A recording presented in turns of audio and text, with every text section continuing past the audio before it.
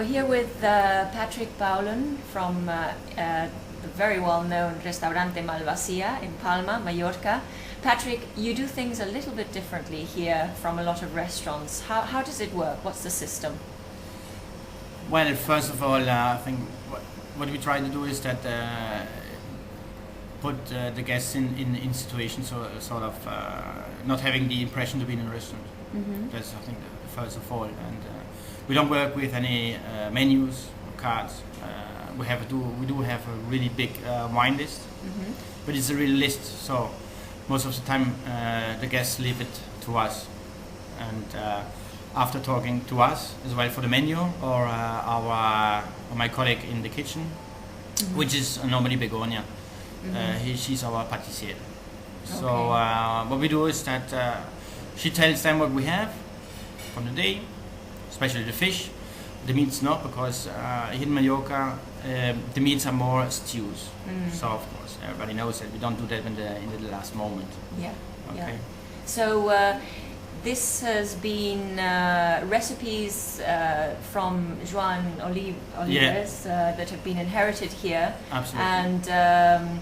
And there are some very interesting dishes that are very typical to Majorca and Menorca, mm-hmm. like you were telling us about the pescado en coca, which is the fish in coca. How is that made? Well, basically you use a tray to put it in the oven, mm-hmm. and you make a sofrito, which for us means you use onions and green peppers, tomato, mm-hmm. and you cook them first, of course, and once they're cooked, you put them in the tray.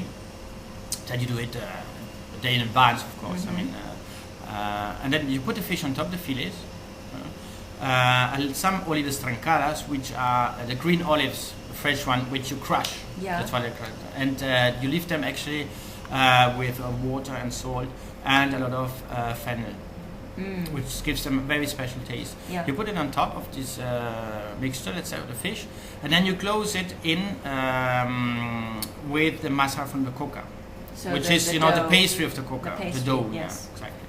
And then you just put it in the oven, and it makes like a puff. It looks like a puff pastry actually, right. On top. But of course, all the flavors stay inside, and it cooks with its own juices. Yes, and when you open it up, it's like an explosion of aroma. This is one of these. I think it's really old fish. Sorry, a type of old recipe. Yeah. Fantastic.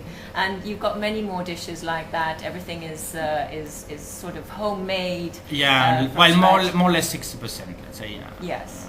We do one dish which I would say 90% of the guests who come again want to have it again. Mm-hmm. Which what we call it is huevos con foie, which are actually basically. Like potato chips, homemade. Yeah. You put 2 eggs on top, fried eggs, and then 2 slices of fresh duck liver, just salted. Wow. And then we crush them actually in front of the guests, and then it's magnificent.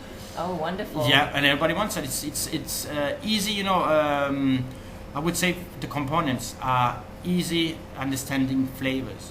Yes. Which, when you combine them, make a really nice plate. So. Fantastic. That's basically what we do.